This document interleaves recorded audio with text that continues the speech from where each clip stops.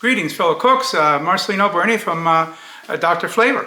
I want to welcome you, and I also want to tell you that today we're going to be making something really, really yummy. It's called Cuban Picadillo. Now, picadillo translates in Spanish to ground beef. But make no mistakes about it. This is not ground beef. This is something super fantastic, and you're going to love it. Right here on Dr. Flavor.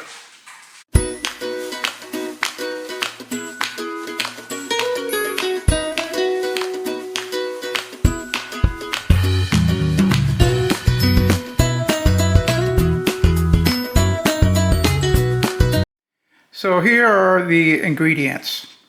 And I'm talking to you, Ron, as well, because Ron suggested to me that I'm not spending enough time explaining and showing the ingredients. So here we are. We have 1 can of tomato paste, a small one, 1 can of diced tomatoes. We have approximately 3 pounds of very lean beef, and I'm talking about very lean beef. 2 little boxes of raisins, my favorite Sazon Goya, 2 packets. Bay leaves powder. You can use the bay leaves, but I prefer bay leaves powder.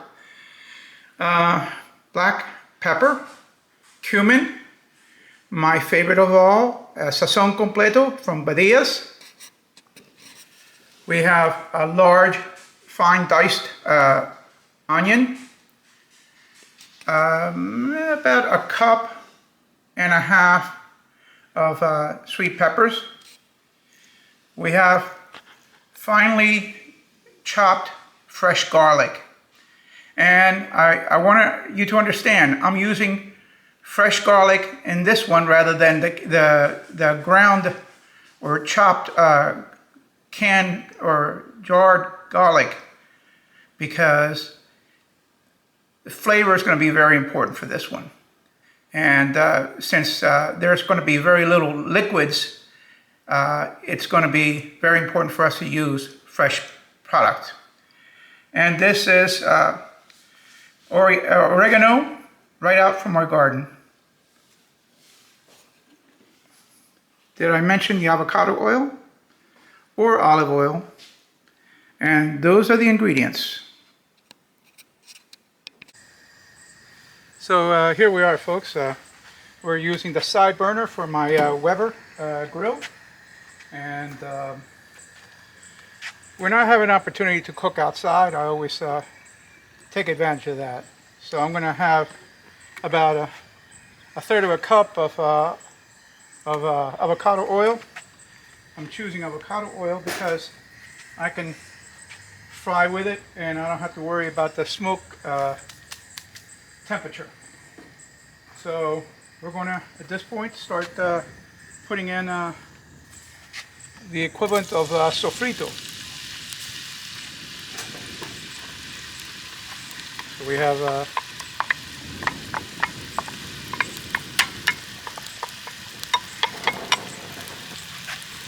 the sweet peppers.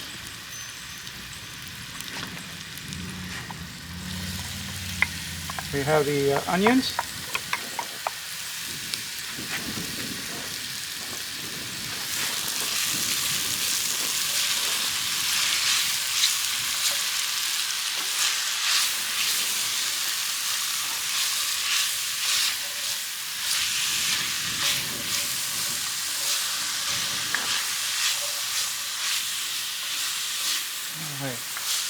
So what we're going to do is just continue to cook this up a little bit until the onions become a little bit more translucent, and then I'm going to add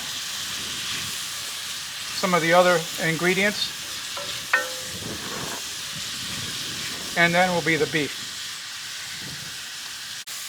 Well, fellow cooks, as you can see, the onions are a little bit translucent, so we're going to start incorporating some of the spices. A little bit of bay leaves,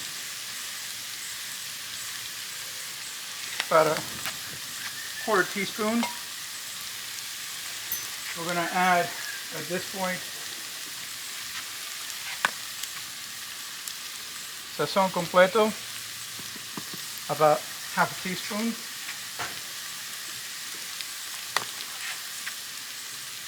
We're going to add 1/3 teaspoon of cumin and 1/2 teaspoon of black pepper. So we're going to start with those dry seasons. Okay.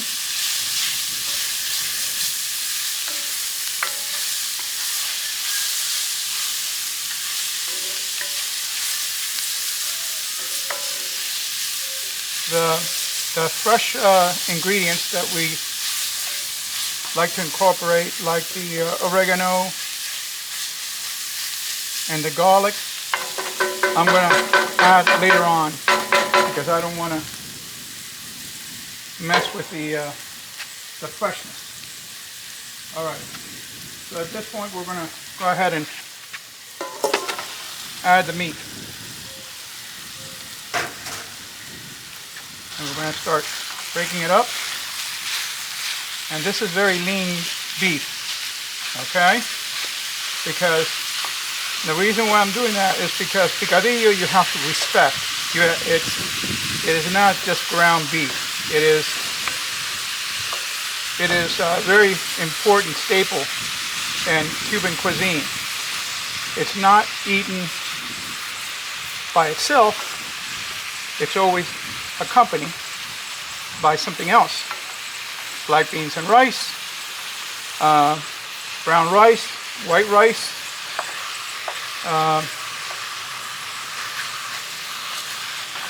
yuca, plantains, potatoes,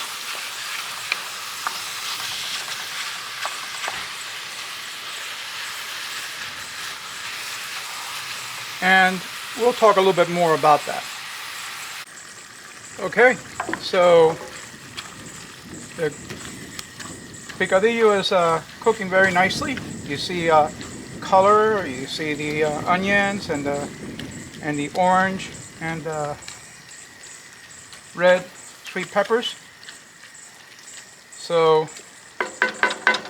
something I forgot, and I apologize, it's very important. About 1/2 cup of olives and pimento mixed. So that goes in there. So I broke it up and I wanted to cook a little bit into the picadillo to release some of that flavor. Okay, so we're gonna add tomato paste.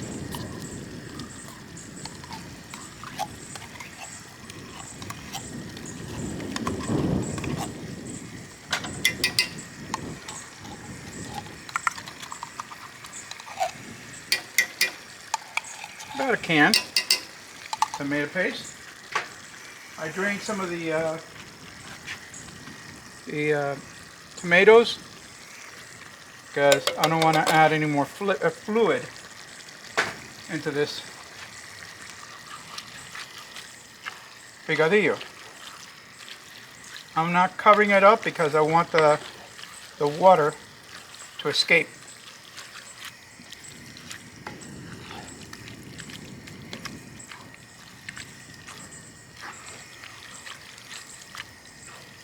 Mix it up very well. My mother's picadillo, I just loved when she made it. Can't say I made it too much for the kids because my wife didn't really understand what picadillo was all about, but we loved it. My sisters and I growing up, and I decided to make some because it's that good. So now that we've incorporated some of these things, Then I'm going to start adding the garlic.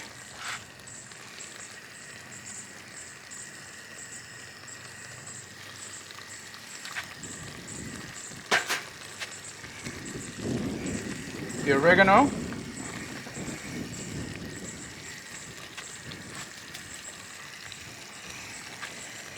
And you'll think that this is a little bit odd.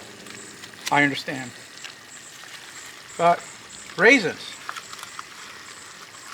Somehow the original recipe calls for raisins, adds a little bit of sweetness, which is very appealing. So let's add the raisins, and we'll just cook it all together.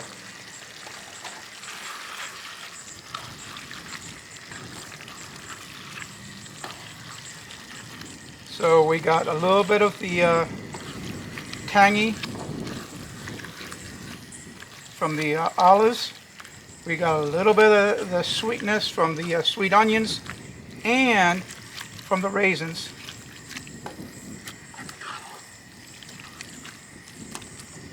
Now, you guys saw the video that I made of the plantain cups filled with stuff. Well, guess what? Picadillo is a wonderful thing to put into this plantain cups. So this is something that you can definitely use. And the picadillo is also a very good base for anything else. You can start with that, with the picadillo, and just add other components. So see this mixed up very well. I'm just going to let it get happy a little bit.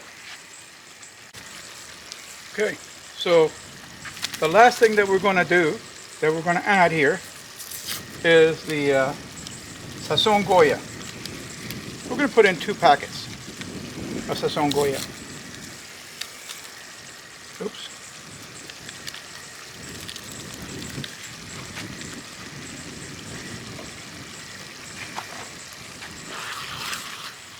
Oh my.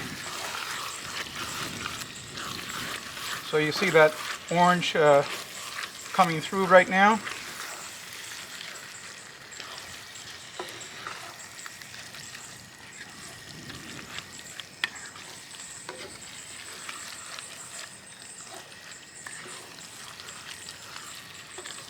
We're going to actually be cooking a lot of things in the future with picadillo, because it's really a great base. One of the things that I also enjoyed going to restaurants in Miami and all is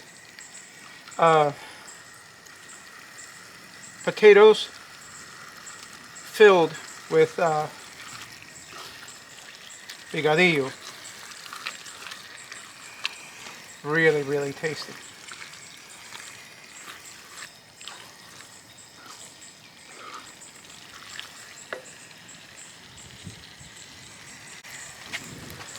So folks, at this point, we're ready to taste this.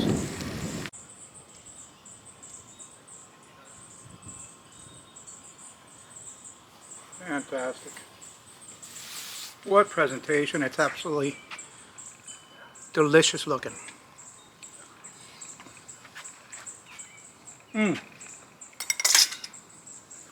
Fellow cooks, don't you ever call it ground beef, because it's not. It's picadillo. You should definitely try it. Share it with your family. Share it with your friends. So, you know, if you haven't already subscribed to our channel, please feel free. I appreciate it very much. If you have any comments, feel free to include them. Once again, come on back for the next video, because we'll be cooking. This is Marcelino Bernay, your Dr. Flavor, signing off.